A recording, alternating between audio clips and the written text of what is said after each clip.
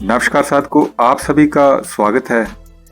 आज मैंने साधकों के उन प्रश्नों के उत्तर दिए हैं जो अक्सर साधक मुझसे मिलकर पूछते रहते हैं, जिसके उत्तर उन्हें ना पता होने के कारण साधकों को सिद्धि प्राप्त करने में बहुत समय लग जाता है और बहुत ही ज़्यादा कठिनाइयाँ का सामना करना पड़ता है।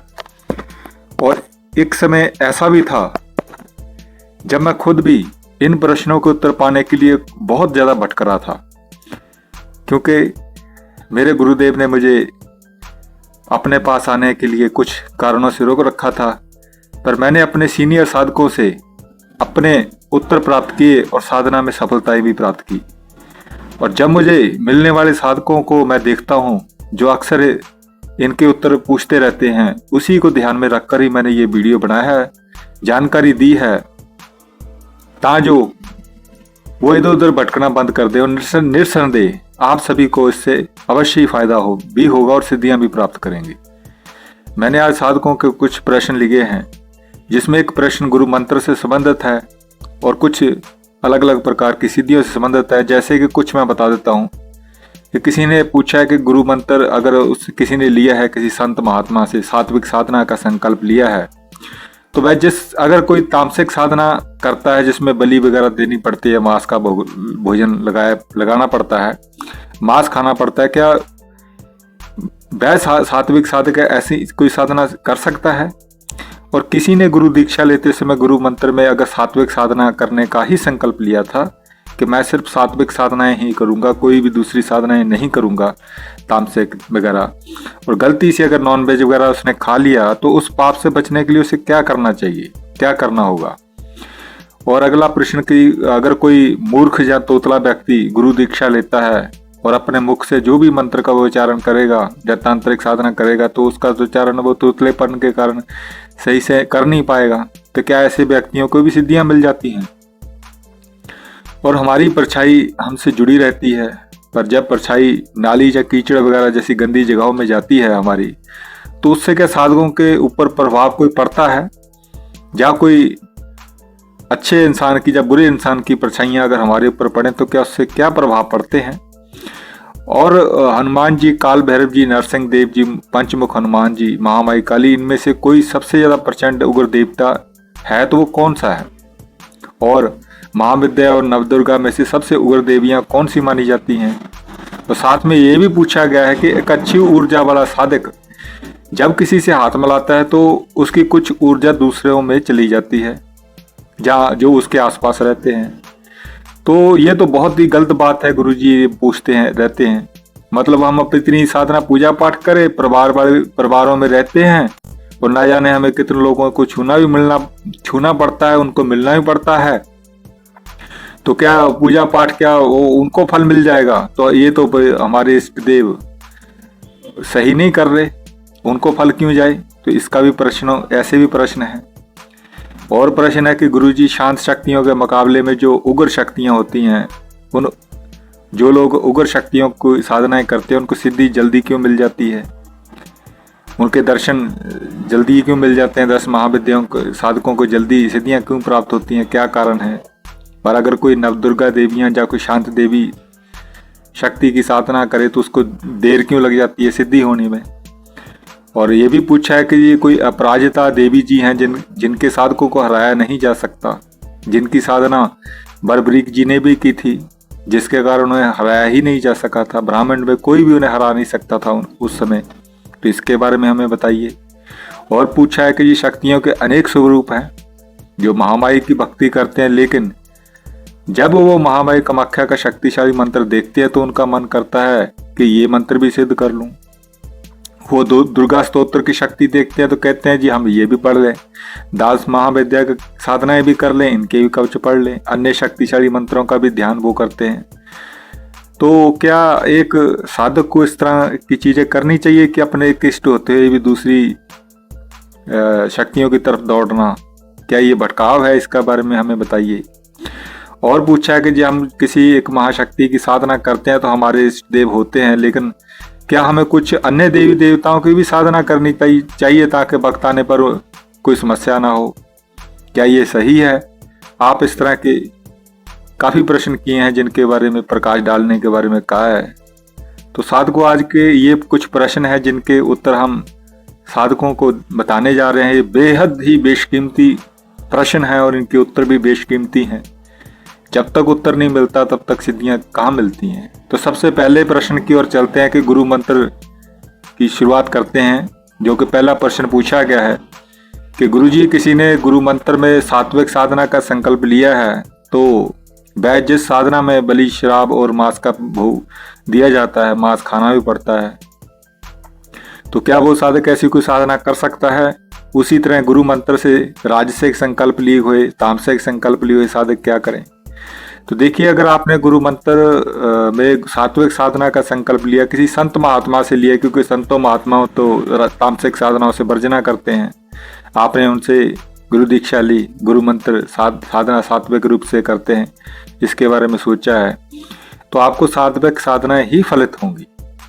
और अगर आप तामसिक या राजसिक साधना करेंगे पर गुरु की सात्विक साधना ही करेंगे की है, या गुरु से भी आज्ञा नहीं ली है, तो फिर मुश्किल है, क्योंकि आपके अंदर सात्विक शरीर वाली ऊर्जा शरीर के अंदर निवास कर रही है।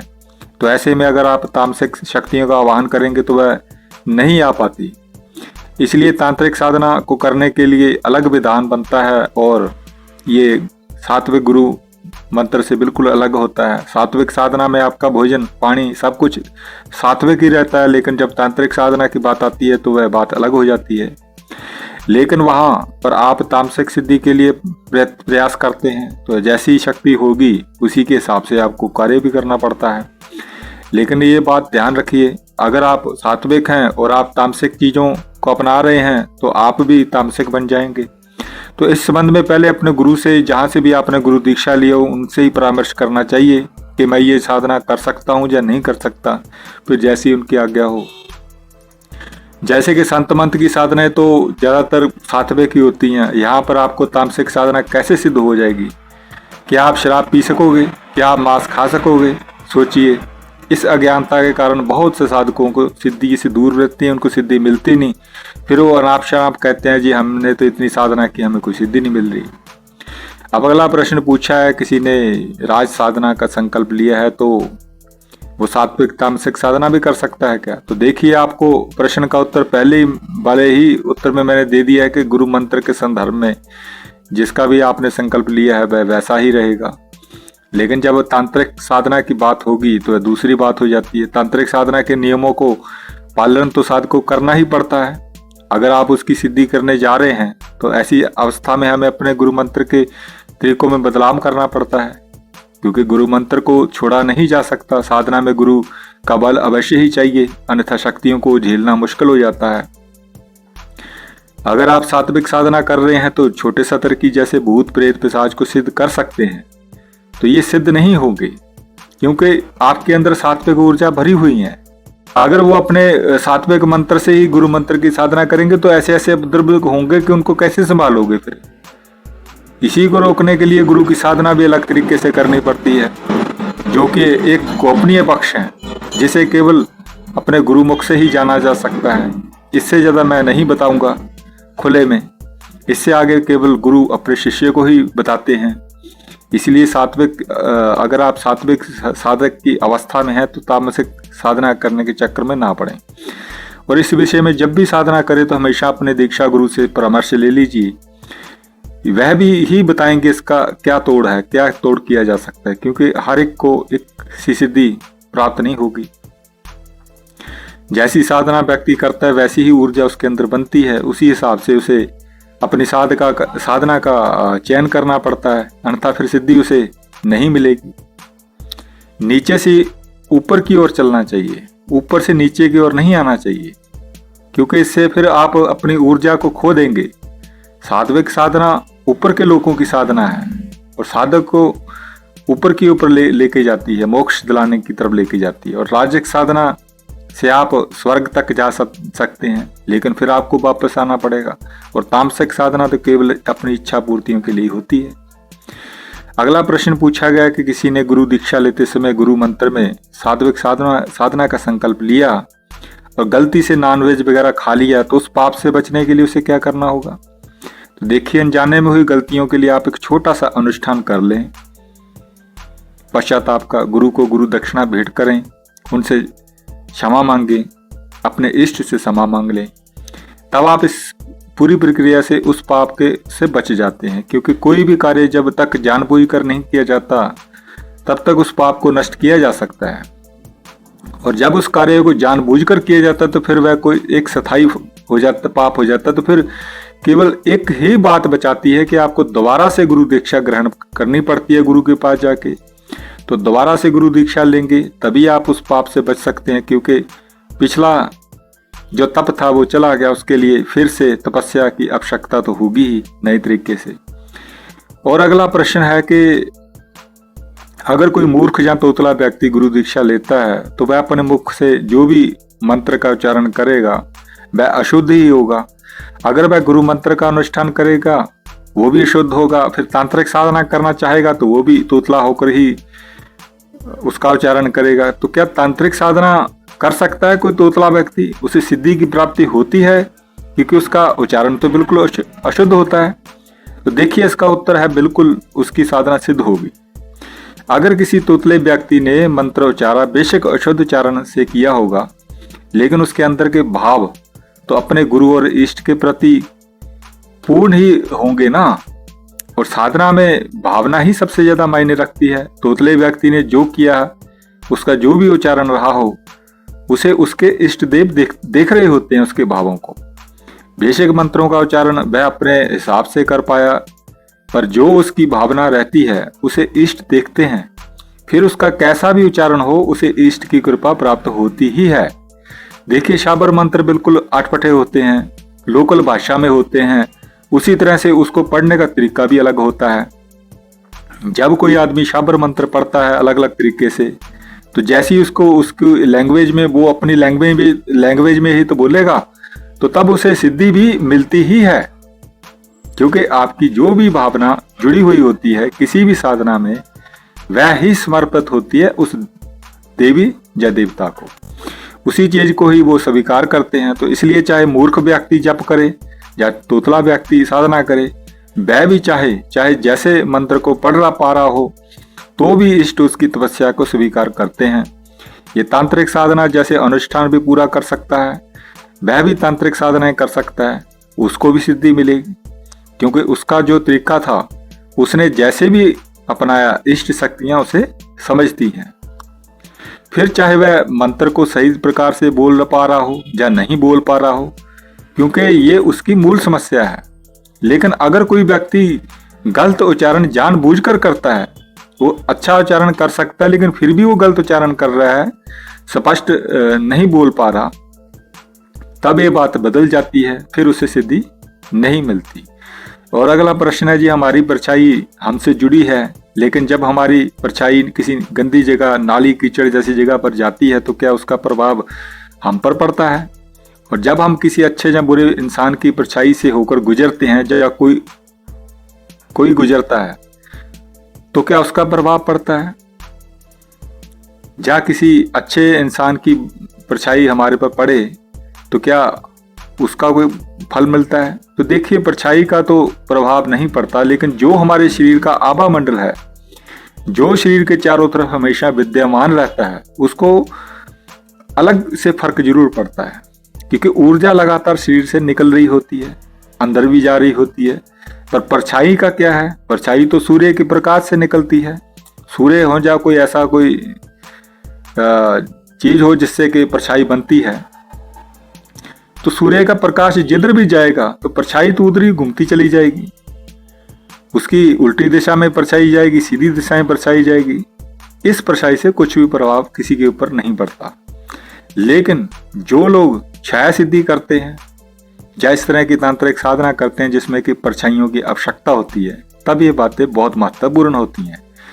एक साधारण व्यक्ति के लिए या फिर जो साधक है जिसने परछाई से संबंधित कोई साधना नहीं की है, उसके ऊपर कोई प्रभाव नहीं पड़ता। लेकिन हर किसी के आभा मंडल पर प्रभाव जरूर पड़ता है। जब हम किसी को छूते हैं, जब उसके पास से गुजरते हैं, तो हमारी ऊर्जा का कुछ अंश उसे भी प्राप्त होता है और उसका हमारे ऊपर, हमारा दूसरों पर अच्छा प्रभाव पड़ता है, दूसरों का हमारे ऊपर प्रभाव पड़ता ही है, लेकिन आभा मंडल के लिए ऊपर, परछाई पर नहीं। अगला प्रश्न है कि हनुमान जी, काल भैरव जी, नरसिंह देव जी, पंचमुखी हनुमान, महामाई काली, इनमें से सबसे ज्यादा उग्र और प्रचंड शक्ति कौन सी है? और 10 महाविद्या और नवदुर्गा में से उग्र देवियां कौन सी हैं? तो देखिए, उग्रता की बात है तो ये स्थितियों पर निर्भर करता है कि स्थिति कैसी होगी। हो सकता है कि जो शांत है सबसे ज्यादा वह ही उग्र शक्ति हो जाए परिस्थितियों के हिसाब से। लेकिन अगर उग्र स्वभाव की बात की जाती है तो उग्र स्वभाव में नरसिंह जी सबसे ज्यादा उग्र देवता माने जाते हैं, क्योंकि वो क्रोधित होकर ही पैदा होते हैं। इसी तरह काल भैरव जी भी उतने ही क्रोधित माने जाते हैं, लेकिन उनमें कुछ अंतर है कि काल भैरव जी साधक की साधना से प्रसन्न भी हो जाते हैं और शांत हो जाते हैं, लेकिन नरसिंह जी को शांत करने के लिए पूरी कोशिशें की गई थी, तब भी वह शांत नहीं हो पा रहे थे। तो इससे पता चलता है कि नरसिंह ही सबसे ज्यादा उग्रता लिए हुए देवता है। और अब रही हनुमान जी की बात, तो हनुमान जी परिस्थितियों के हिसाब से उग्र हो जाते हैं और शांत भी हो जाते हैं। इसी तरह 10 महाविद्या नवदुर्गा में से उग्र देवियां कौन सी हैं? तो 10 महाविद्या में जितने भी महामाई काली के कुल हैं उनसे संबंधित सभी देवियां उग्र हैं। जैसे कि महाकाली उग्र है, छिन्नमस्ता उग्र है, बगलामुखी उग्र है। और शांति स्वरूपों में आप देखते हैं कि जैसे पर भैरवी जी होगी जो मिक्स में आती हैं, उग्र भी हैं, शांत भी हैं। तो नवदुर्गा जब तक के भक्त के ऊपर कोई संकट नहीं होता तब तक तो वो क्रोधित नहीं होती, अन्यथा शांत स्वरूपों में ही नवदुर्गा आती हैं। और अगला प्रश्न पूछा गया है कि एक अच्छी ऊर्जा वाला साधक किसी से हाथ मिलाता है तो उसकी कुछ ऊर्जा निकलकर दूसरे में चली जाती है, तो ये तो बहुत गलत है। मतलब अगर हम साधना पूजा पाठ करते हैं और परिवार में रहते हैं और ना जाने कितने लोगों को रोजाना मिलना, हाथ मिलाना पड़ता है, और वो सभी लोग तो पूजा पाठ करने वाले होते नहीं, तो क्या हमारे इष्ट देव इस चीज को रोक नहीं सकते? तो देखिए, फल तो हमेशा साधक को ही मिलता है जो साधना कर रहा होता है, उसका प्रभाव उसी को मिलता है, शक्ति उसी को मिलती है। लेकिन किसी के साथ जो व्यक्ति जुड़ा रहता है उसको उस चीज का फायदा अवश्य ही मिल जाता है। ये सांसारिक नियम है, क्योंकि संसार में हम सब लोग एक दूसरे से जुड़े हुए हैं, हर एक चीज के लिए एक दूसरे पर निर्भर हैं। इस चीज को ऐसे समझिए जैसे कोई एमएलए या एमपी के पद पर है, तो एमएलए या एमपी के जो भी परिवार वाले उसके साथ हैं, तो एमएलए एमपी की जो पावर है इसका फायदा असल में कौन उठाता है? तो उसके जो रिश्तेदार हैं या उसके जो जानने वाले हैं, जो लोग उसके यार मित्र दोस्त हैं, क्योंकि वो जितना भी धन कमाएगा उसके रिश्तेदार, उसके लोग, उनके परिवार वाले ही उस सबको, उनको भी तो भोगने को मिलेगा। वो समय व्यक्ति उतना नहीं भोग पाता जितने दूसरों को फायदा हो जाता है, क्योंकि वह तो अपने कार्य में ही लगा रहता है। लेकिन उसके परिवार वाले या फिर जानकार लोग उस चीज को ज्यादा भोग लेते हैं और उसका सुख प्राप्त करते हैं। कोई बड़ा मंत्री है तो उसके परिवार वाले ऐसे ही बिना पद के मंत्री होते हैं जो हर प्रकार से धन शक्ति का उपयोग कर सकते हैं। ठीक ऐसे ही होता है एक साधक के साथ भी। जो काफी अच्छी ऊर्जा वाला होता है वह किसी के साथ रहता है, मिलता है, जुलता है, तो कुछ अंश उसकी ऊर्जा का सामने वाले व्यक्ति में अवश्य चला जाता है, क्योंकि सभी ऊर्जावान शरीर हैं, सभी के अंदर आत्माएं हैं जो एक दूसरे की ऊर्जा के हल्का फुल्का अंश लेती रहती हैं। लेकिन इसका मतलब ये नहीं है कि साधक की पूरी ऊर्जा चली जाती है, बहुत ही कम सत्र में ऊर्जा बाहर जाती है, और जितनी ऊर्जा जाती है उतना ऊर्जा साधक अपने अंदर फिर से प्राप्त कर लेता है साधना करके। इसलिए इस चीज से कभी घबराना नहीं चाहिए। हाँ, सिद्धियों के बारे में बात अलग है। जैसे किसी की अगर कोई पूर्ण सिद्धि प्राप्त हो गई है तो ऐसी शक्तियां साधक के साथ जुड़ी जाती हैं। वह नहीं चाहती कि ऐसी ऊर्जा वाला व्यक्ति जिसके पास सिद्धि है किसी निचले स्तर के व्यक्तियों से संपर्क में रहे, जिसकी वजह से उसकी ऊर्जा हर किस्म के लोगों की ओर जाए। तो ऐसे में साधक को अपने बहुत से साथी जिनके साथ जुड़ा है वो उनको छोड़ना पड़ता है। सिद्धियां छुड़वा देती हैं, क्योंकि वो लोग साधक को पथभ्रष्ट कर सकते हैं। यहाँ शक्तियां ही उसे दूर ले जाती हैं। जैसे अपवित्र चीज और पवित्र चीज एक साथ नहीं रह सकते, ठीक वैसे ही अपवित्र मनुष्य के साथ में साधक को नहीं रहना चाहिए। संगत का प्रभाव पड़ता है और संगति चेंज करवा देती हैं शक्तियां। और अपवित्र होने का मतलब ये नहीं कि कोई गंदा आदमी है और नहाया धोया नहीं है और आके हाथ लगा दिए, नहीं। यहाँ अपवित्र का मतलब होता है कि जिसकी मानसिकता अपवित्र है, जो शरीर के अंदर होती है, जो उसकी सोच की अपवित्रता होती है। पवित्रता क्या है? पवित्रता आपके मन की होती है। अगर आपका मन पवित्र है, आपके कर्म पवित्र हैं, तब आप पवित्र हो, चाहे आप कितने भी शरीर रूप से गंदे दिखते हो। इसलिए चाहे बड़े से बड़े अंगूरी लोग होते हैं, वह सिद्धियां प्राप्त कर लेते हैं, क्योंकि अंदर से तो वह पवित्र हैं, कोई कलुषता नहीं है। उन्होंने साधना की, उनके अंदर तप की ऊर्जा मौजूद है। भले ही बाहर से वह कितने ही गंदे दिखते हो, मांस खा रहे हो या फिर शराब पी रहे हो, उससे कोई फर्क नहीं पड़ता, क्योंकि शरीर अलग चीज है, पवित्रता अंदर की चीज होती है, अंदर से ही आनी चाहिए। अब अगला प्रश्न पूछा गया कि शांत शक्तियों के मुकाबले में उग्र शक्तियों के साधकों के पास उग्र सिद्धियां जल्दी क्यों मिल जाती हैं, जैसे 10 महाविद्याओं के साधक होते हैं। पर नवदुर्गा की बात की जाए तो ये थोड़े शांत स्वभाव की होती हैं, और सिद्धि भी उनको कुछ ज्यादा समय लग के ही प्राप्त होती है। तो देखिए, जो भी उग्र शक्तियां हैं उनका क्रोधित स्वभाव होता है, और शरीर में क्रोध बहुत जल्दी आता है और बहुत जल्दी प्रकट हो जाता है, क्योंकि ये जो भाव हैं शरीर के अंदर, वह भाव जल्दी जागृत होते हैं, तो शक्तियां एक दूसरे से जुड़ जाती हैं। क्रोधित आप हो, क्रोधित आपके इष्ट हैं, तो क्रोध भाव आपके अंदर आया तो आपको सिद्धि जल्दी मिल गई। उसी तरह आपके अंदर कामुकता जल्दी आती है, लालच जल्दी आता है, मोह जल्दी आता है, मद यानी कि घमंड जल्दी आता है। तो ये चीजें जिस चीज से जुड़ी हुई होती हैं वो शक्तियां जल्दी आती हैं। इसी वजह से शक्तियां जल्दी सिद्ध होती हैं उग्र वाली। लेकिन एक बात समझने वाली है कि उग्रता आना और उग्रता को संभाल कर उसे अपने कार्यों में बदलना, ये अलग अलग बातें हैं। इसलिए उग्र शक्तियां जैसे कि भूत प्रेत पिशाच, कोई भी शक्ति हो, वह सिद्धि तो मिल जाएगी जल्दी, लेकिन उसका नियंत्रण करके उस ऊर्जा को दूसरे स्वरूप में बदलने की क्षमता, ये बहुत कम योगियों के अंदर की बातें होती हैं। महादेव ऐसे ही हैं, क्योंकि भगवान शिव जैसे उग्रता को कल्याण में बदल देते हैं, वैसे ही हर साधक को ये आना चाहिए कि वह उग्र शक्तियों को संभाल सके। ऐसा नहीं कि बस उग्र शक्ति आई और हर तरफ हल्ला गुल्ला मचाता फिरे। हजम करने की पावर होनी चाहिए। और जो शांत स्वभाव में सिद्धि आती है तो वह स्थायी होती है, क्योंकि वह नियंत्रण के साथ आती है। और शांत स्वभाव के शक्ति है, वह एक बार आएगी फिर नहीं वो जल्दी जाती। और क्रोध में कोई शक्ति अगर जल्दी आ भी गई तो क्रोध भाव के जाते ही वह जल्दी समाप्त भी हो जाती है। इसलिए जो जल्दी आता है वो जल्दी जाता है, और जो देर में आता है वो स्थायी।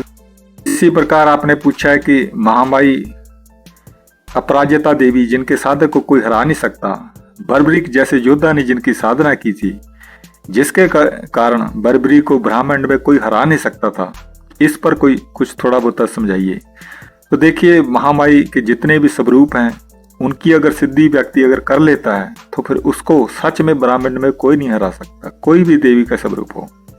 हालांकि महामाई का चाहे कोई भी स्वरूप हो, इसलिए जब उनकी कोई साधना करता है तो उनको सिद्ध कर ले, किसी तरह उन्हें प्रसन्न कर ले, तो फिर कोई शक्ति कैसे उसे हरा सकती है, क्योंकि जबकि ब्रह्मांड की रचनाकार वह सब हैं और हर शक्ति का निर्माण भी स्वयं वही कर रही है। तो ऐसे में कोई कैसे उन्हें पराजित कर सकता है।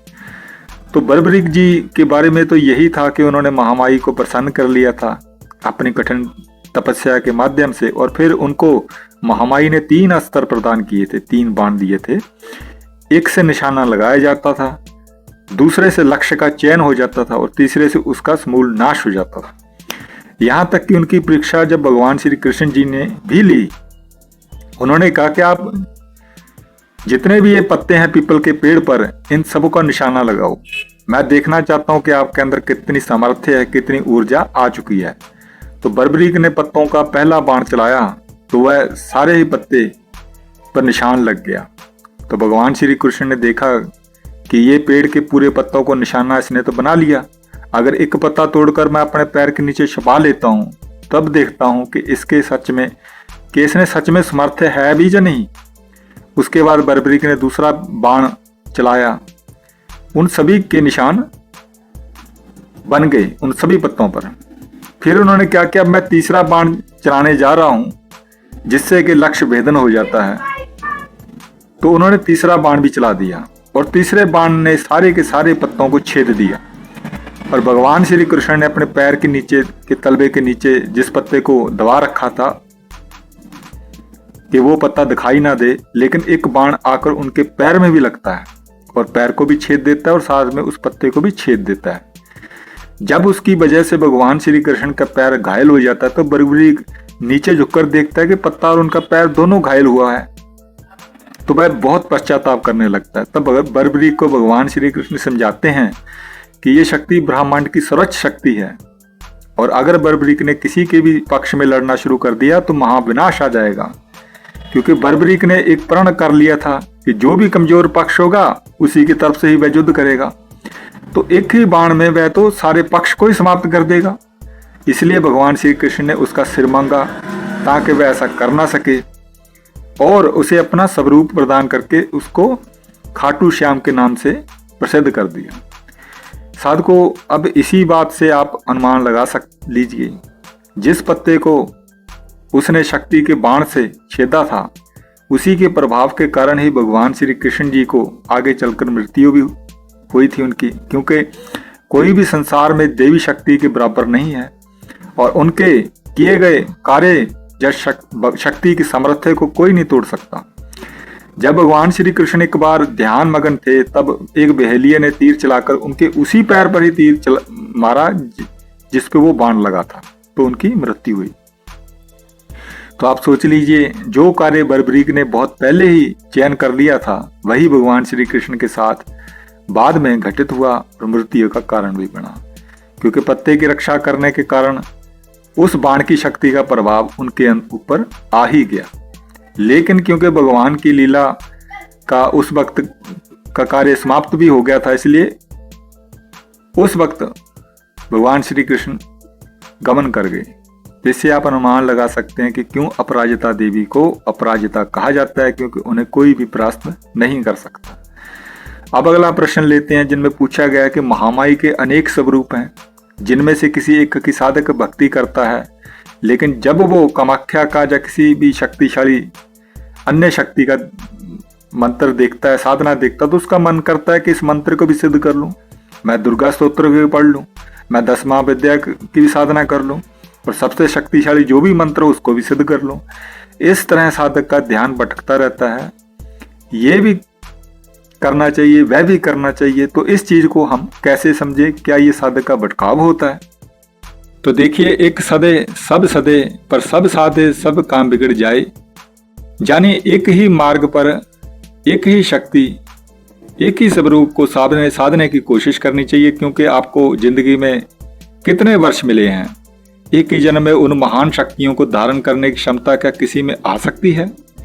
क्योंकि अगर हम 24-24 घंटे भी मंत्र का जप करें तो भी उन शक्तियों को साध नहीं सकते, जो कि ब्रह्मांड की उत्पत्ति से लेकर अभी तक विद्यमान है।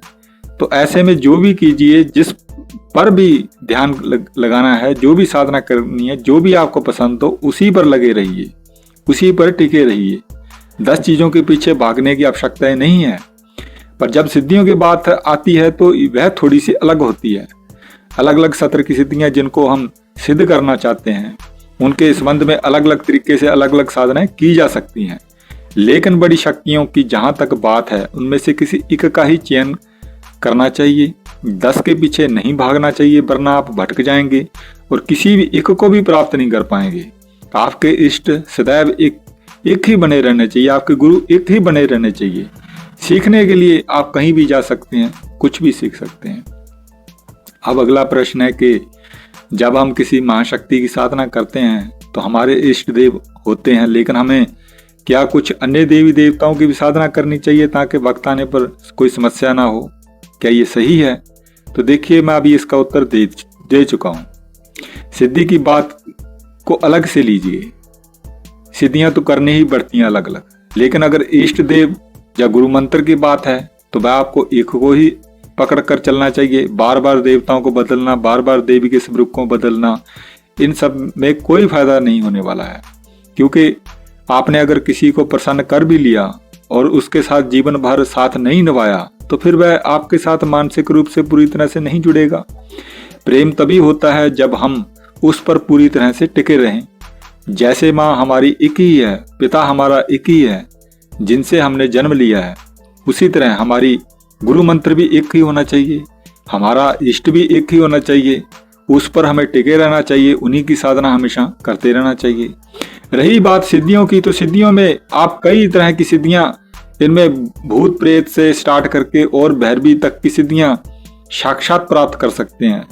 पर इसके ऊपर के देवी देवताओं की साधना के विषय में आपको नहीं सोचना चाहिए, क्योंकि आपके इष्ट वैसे ही उच्च हैं, अन्य शक्तियों की तरफ नहीं जाना चाहिए। ये जक्षिणियां हैं, जोगनी है, भैरवी हैं, अप्सराएं हैं, किन्नरी हैं और भी छोटी शक्तियां हैं, ये सारी सिद्ध की जा सकती हैं। लेकिन महाशक्ति की जहां तक बात की जाए तो अपने इष्ट देवता और गुरु मंत्र पर ही हमेशा टिके रहना चाहिए। तो साधकों, ये थे साधकों के कुछ प्रश्न। अगर आपका भी कोई प्रश्न है तो अवश्य ही कमेंट बॉक्स में लिख दें, समय आने पर मैं उसका उत्तर दे दूंगा। और जल्दी ही मैं गुरु दीक्षाएं और अन्य दीक्षाएं शुरू करने वाला हूं। जो भी साधक मेरे से दीक्षा लेना चाहते हैं, दीक्षित होना चाहते हैं, अभी से विचार कर लें किस साधना को सिद्ध करना चाहते हैं, किस पथ पर चलना चाहते हैं। जल्द ही मिलेंगे। बाकी आपका दिन मंगलमय हो, शुभ हो।